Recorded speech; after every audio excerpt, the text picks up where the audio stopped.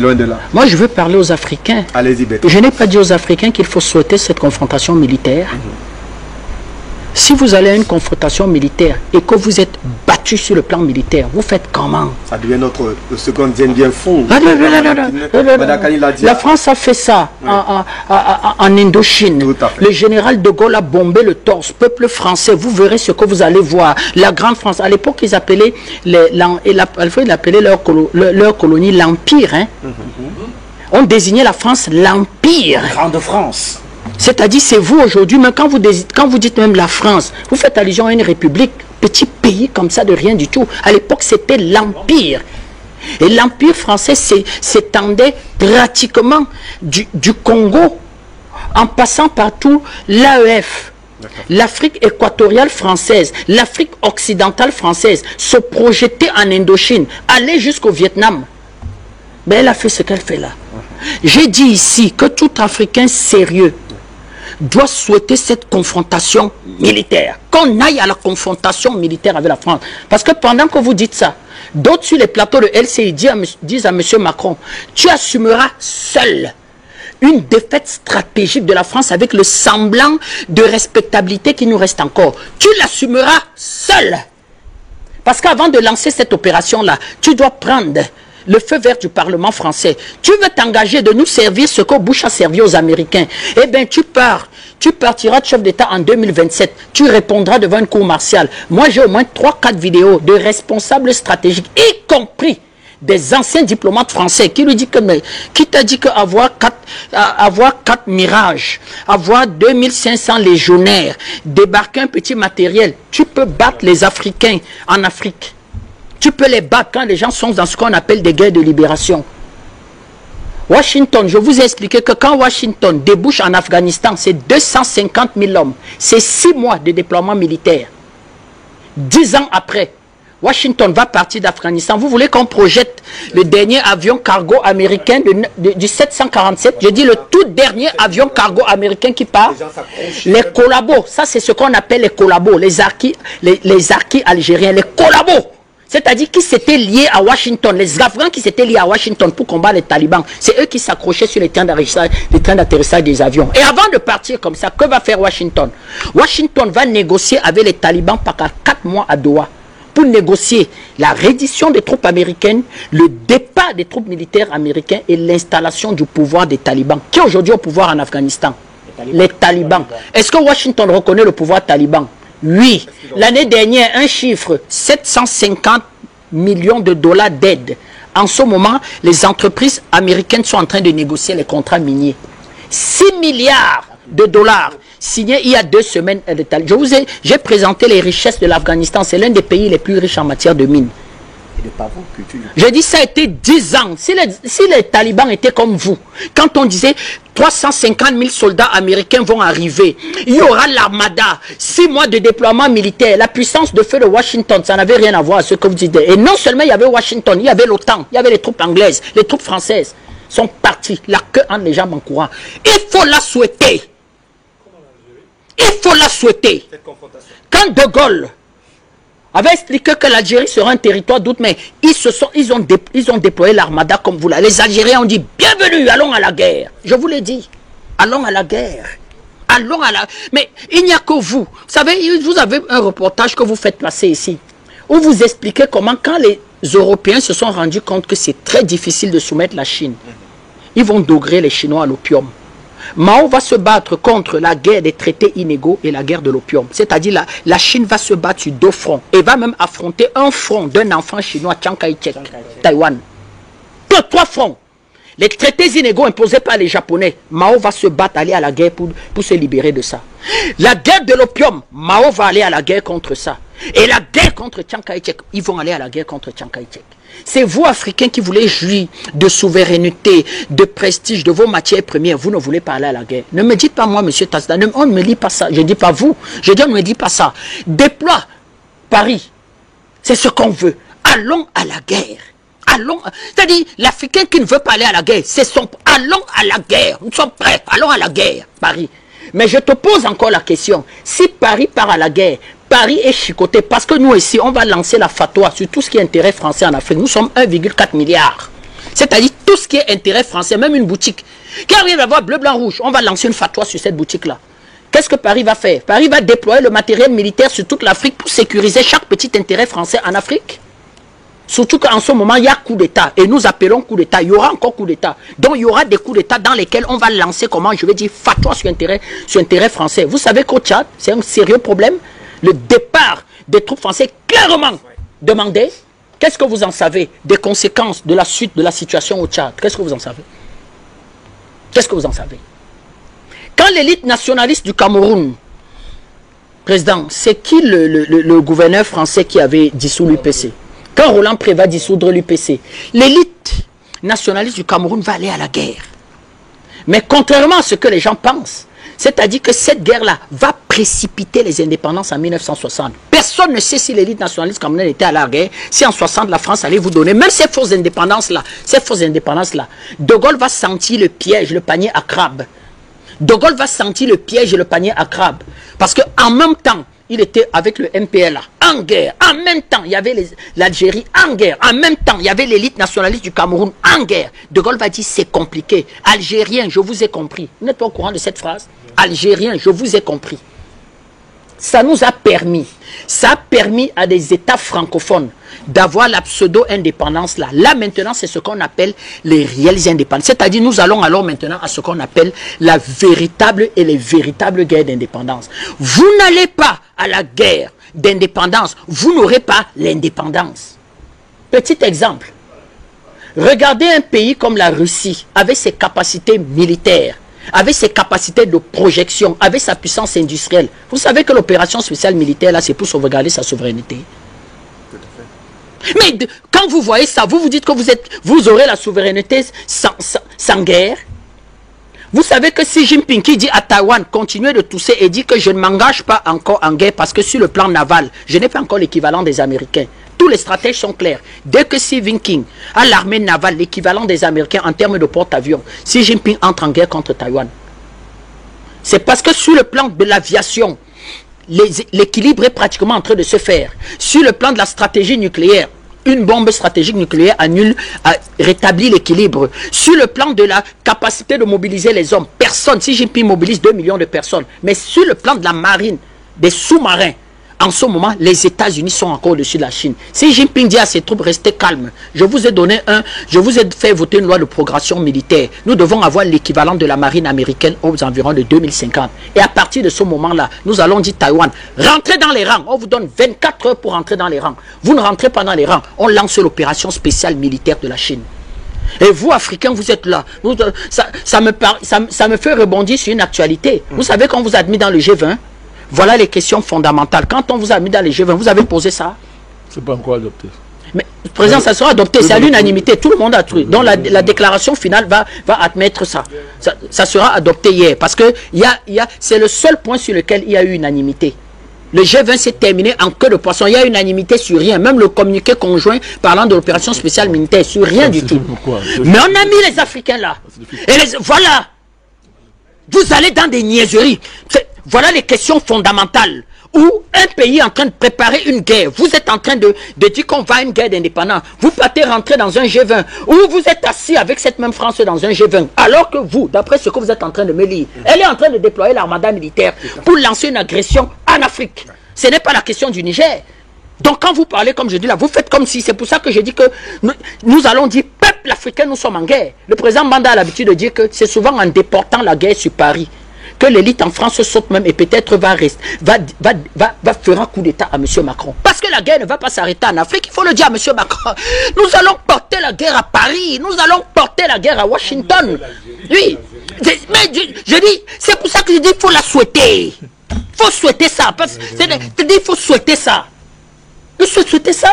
Parce que vous avez constaté que M. Tiloubou, qui voulait prendre la tête de cette affaire, il est très silencieux. Il ne parle plus. C'est les gens qui expliquaient que je veux donner instruction. C'était M. Watt. Il ne parle plus. C'est Paris maintenant qui veut venir à visage découvert. On dit yes, c'est ce qu'on fait, Paris. Viens à visage découvert. Les gens l'expliquent sur le plan même militaire. Prenons un exemple. Dites-moi comment Paris va gagner la guerre. Quand Washington est allé en guerre contre l'Irak, les gens expliquaient à Washington que gagner la guerre n'est pas faire tomber Saddam Hussein. L'Iran peut faire tomber Saddam Hussein. C'est-à-dire que l'Iran est plus structuré, plus armé. Les 15 ans d'embargo ont pratiquement détruit le potentiel militaire et même la structuration de l'économie irakienne. L'Iran peut faire tomber Saddam Hussein. Vous faites comment après? C'est l'après le plus important. Venir bombarder le palais de Tchani, oui. Paris, vous faites comment quand 1,4 milliard d'Africains, y compris les Africains de notre diaspora, décident de la fatwa sur tout ce qui est bleu, blanc, rouge. Partout dans le monde, la fatwa. Vous faites comment après? Personne sur le plan politique ne peut assumer ça en France. Monsieur Macron répondra. Je ne crois pas, je veux vous dire que ça. Je ne crois pas à ça. Concernant alors maintenant votre sujet, élimination des nouveaux leaders nigériens discutés par les services de renseignement américains. Le grand frère Ngouem l'a dit. Ça a toujours existé. Un exemple. Qui fait assassiner M. Roland Moumier? Je vous donne le nom. William Betchel. Qui est William Betchel? Un responsable des services secrets français. Qui lui donne instruction? M. Debré. M. Debré est premier ministre de De Gaulle. C'est le père de Jean-Louis Debré. Jean-Louis Debré, qui sera en quelque sorte président de l'Assemblée nationale au temps de M. Jacques Chirac, et quand des traîtres au sein du RPR vont décider de soutenir M. Édouard Balladur, Jean-Louis Debré, Alain Juppé, Philippe Séguin vont décider de constituer c'est-à-dire que la garde rapprochée de Jacques Chirac. Ils vont gagner l'élection présidentielle de 1995. Pour récompense, M. Alain Juppé sera fait Premier ministre. J'étais jeune étudiant. M. Jean-Louis Debré sera ministre, sera président de l'Assemblée nationale. Jacques Chirac, en partant, en fera le président du Conseil constitutionnel. C'est son père, Premier ministre de M. De Gaulle, qui va dire à M. Betchel de sortir des frontières françaises, de partir à Genève, de faire assassiner M. Félix Moumouni. C'est pas nouveau. C'est pas nouveau. C'est pas nouveau. C'est africain qui ne sait pas se défendre. Moi, je suis venu parler aux Africains. Je vous ai expliqué que nous, on vient parler aux Africains. C'est Africain qui ne sait pas se défendre. C'est Africain qui ne sait pas que pour mettre fin à l'uranium du Niger, là, au contrat qui lie le Niger à son uranium, là, faudrait une guerre. Faudrait une guerre. Premier exemple. Qui a fait assassiner le Mumba? Là, c'était cette fois-ci une coalition de services secrets. Il y avait Américains dedans, il y avait Belges dedans, il y avait Français dedans. Et on va habiller ça par quoi? On prendra Africain qui travaillera avec ces services secrets. Mebutu, Seko, Ouagazambangbangat, ceci. C'est-à-dire que, ce monsieur, on va concentrer donc autour de lui ces services secrets. Qu'est-ce qu'on fera de M. Lumumba? On va l'assassiner sauvagement. Conséquence, regardez la situation de la RDC. C'est pas nouveau. Sauf qu'il faut donc questionner la problématique de cette histoire-là. Et moi, M. Tatina, je me suis posé certaines questions. Première question. Mais, M. Tatinda, pourquoi les Américains veulent faire assassiner les leaders nigériens alors que les leaders nigériens, présentement là, ne menacent pas les intérêts américains au Niger? Africains ne se posent pas cette question. Pourquoi l'Américain veut faire assassiner les leaders nigériens là, alors que pour l'instant, M. Tiani et les militaires qui l'entourent n'ont encore fait aucune déclaration et n'ont pris aucune décision qui menace les deux bases américaines, celle de Niamey et d'Agadez? Première question. Deuxième question, je me suis posé. Quand vous, Africains, vous partez rentrer dans le G20, pourquoi ces problématiques-là, vous ne le posez pas au G20? D'ailleurs, qui est parti représenter Africain au G20? C'est celui que vous m'appelez président de l'Union africaine, là. C'est qui est là?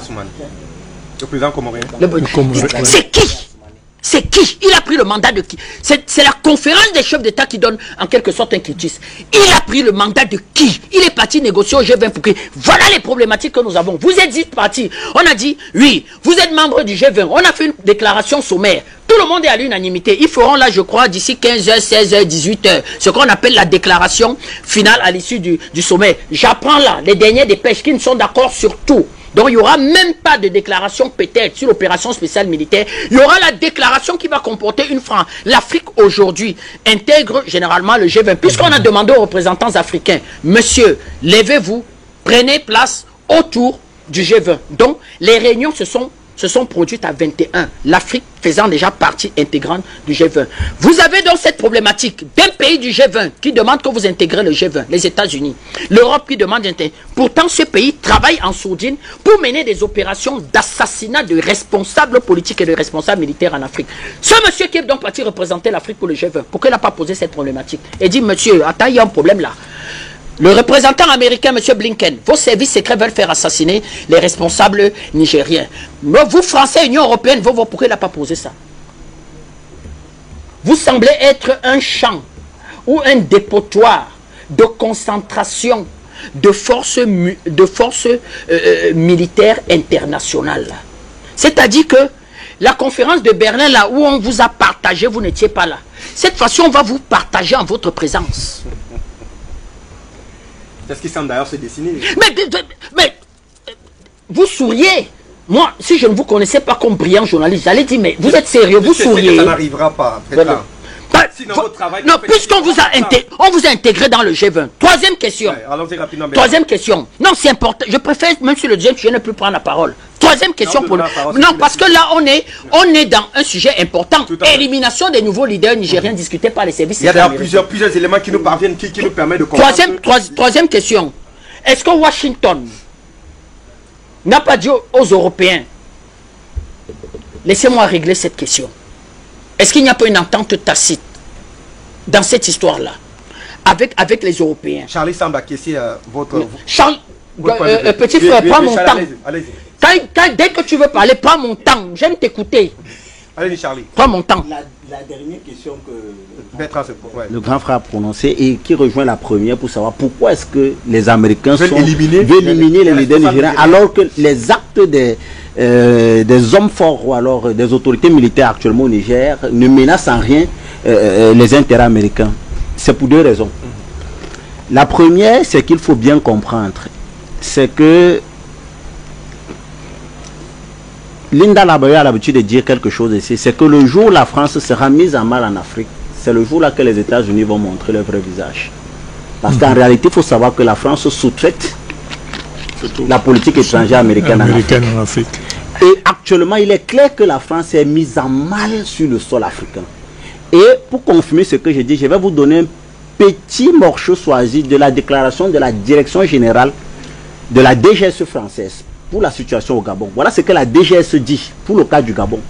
La direction de la DGSE a entendu parler, les services de renseignement français disent que pour le cas du Gabon, les Américains ont été obligés de reprendre le devant de la face simplement pour protéger les intérêts de l'Occident collectif.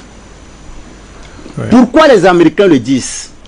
Parce que conformément à la loi HR 73-11-11-5 intitulée la loi sur la lutte contre les activités malveillantes de la Russie en Afrique, les États-Unis pensent que dans leur lutte pour faire du monde un monde unipolaire, le danger majeur, indépendant de la Chine sur le plan économique, mais sur le plan militaire, c'est la Fédération de Russie. Or, ils savent très profondément que pour la Russie, la profondeur géopolitique, c'est l'Afrique. Parce qu'il faut le dire très clairement, si vous voulez exister géopolitiquement dans les années à venir, vous devez obligatoirement avoir une alliance stratégique avec les États africains. Parce que si vous prenez la plupart des grandes multinationales à l'échelle internationale, principalement les multinationales américaines, reconnues alors regroupées au sein de ce qu'on appelait le GAFAM, c'est-à-dire Google, Apple, Facebook, Amazon et Microsoft, vous allez voir que leur production industrielle est dépendante des matières premières qui se retrouvent sur 3 continents ou sur 3 pays, si vous le voulez. La Chine, la Russie et l'Afrique. On sait très bien que la Chine et la Russie, on ne pouvait pas facilement. Mais la seule conditionnalité qui leur reste, c'est quoi? C'est l'Afrique. Donc, non seulement pour exister géopolitiquement, les États-Unis ont besoin des matières premières qui se trouvent en Afrique, mais il faut également comprendre que parmi les enjeux à l'échelle internationale qui tournent autour de 3 grands ordres, à savoir l'énergie, la défense stratégique et la mondialisation, l'un des plus importants et qui justifie même la plupart des guerres que nous observons aujourd'hui à l'échelle internationale, c'est celui de l'énergie. Et dans la guerre énergétique que se mènent les puissances à l'échelle internationale, tout le monde veut avoir l'Afrique comme allié stratégique, parce que sans l'Afrique, eh bien, vous pouvez être sûr que vous allez dégringoler de votre puissance, votre niveau de superpuissance. Et donc aujourd'hui, les États-Unis, se rendant compte très clairement de l'inefficacité de la politique étrangère en Afrique, ont décidé de reprendre le poids par la bête. C'est la raison pour laquelle, et j'insiste encore, même ce que nous observons du côté du Gabon, les services secrets américains, ils sont pour beaucoup. On y reviendra. Petit frère, mets-moi 5 ici. On fait ça au Cameroun. Vous voyez comment il est brillant? J'allais justement le dire. Parce que les États-Unis veulent faire quoi? Les États-Unis veulent reprendre la main sur l'héritage français dans le Sahel. Mais, sans donner l'impression qu'ils sont en alliance avec la France. Je vous ai expliqué ici que la mise sur pied de ce qu'on appelle les BRICS était une mise sur pied stratégique aussi qui affaiblit même ce qu'on appelle aujourd'hui l'OPEP. Parce que rien que l'Arabie Saoudite, l'Iran et la Russie au sein des BRICS aujourd'hui peuvent désorganiser l'économie américaine, peuvent faire monter les prix du pétrole à la pompe aux États-Unis. Donc Washington se rend compte aujourd'hui que Paris n'a pas le niveau et dit à Paris que moi je peux te sauver. Laisse-moi relativement agir, mais cache-toi et ne veux surtout pas passer par la CEDEAO. Vous savez par quoi Washington veut passer? Washington veut passer par les officiers nigériens qui ont été dans les écoles de guerre et dans les formations aux États-Unis. Question: est-ce que enfin l'Afrique ne va pas comprendre qu'il faille véritablement de bout en bout, même si on a la collaboration militaire, former véritablement ces militaires? Il faut le dire à M. Tiani. Les militaires qui ont été formés à Washington et tout doivent être de véritables patriotes. Doivent être de véritables patriotes. Dans une situation comme celle de Niger, tous les Africains ont bu le caddie du Niger, y compris avec les militaires, et dit que celui qui trahira cette histoire, c'est pas M. Tiani. M. Tiani s'appartient plus. Je l'avais dit sur ce plateau, que l'affaire du Niger, c'est l'affaire de tout le monde. C'est pour ça que vous voyez, quand on lancera une fatwa ici, pour celui qui va attaquer l'Afrique, vous allez vous rendre compte que tous les Africains vont suivre la fatwa.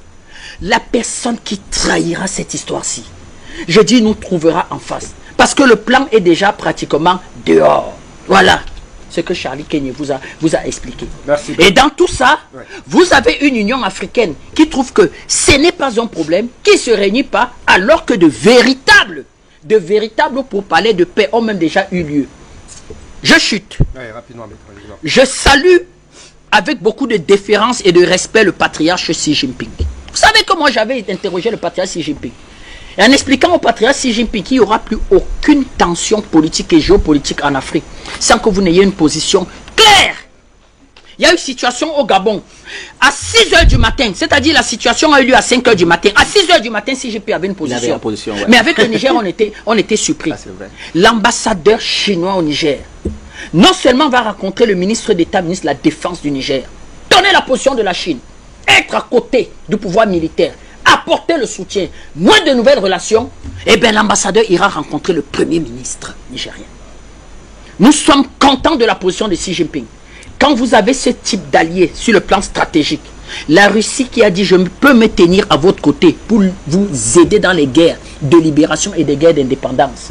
Washington aussi qui marque un aveu relativement d'échec parce que aller dans la stratégie de cibler les assassinats, c'est que vous n'avez plus beaucoup de moyens. C'est-à-dire que c'est très compliqué. C'est même très compliqué.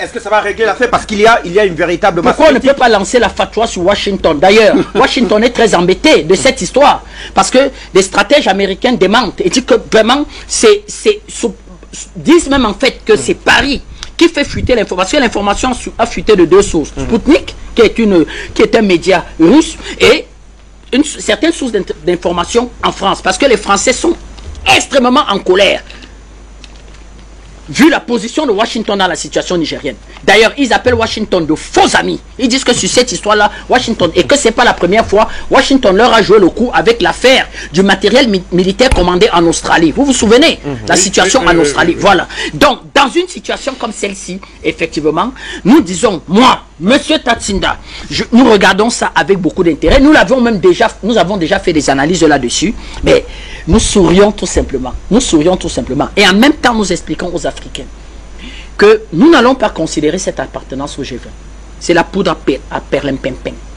C'est-à-dire croire que des gens vont venir aujourd'hui transformer l'Afrique en un véritable champ positionnement de tous les intérêts international et que Paris veut se blanchir derrière un G20 pour venir renégocier ses positions militaires, parce que c'est maintenant là-bas qu'ils veulent aller négocier, c'est-à-dire sachant que Paris ne peut plus entrer dans un palais présidentiel sans que nous disions à ce président que si tu ne nous dis pas exactement ce que tu t'es dit avec Paris, quand tu auras le coup d'État, nous allons applaudir.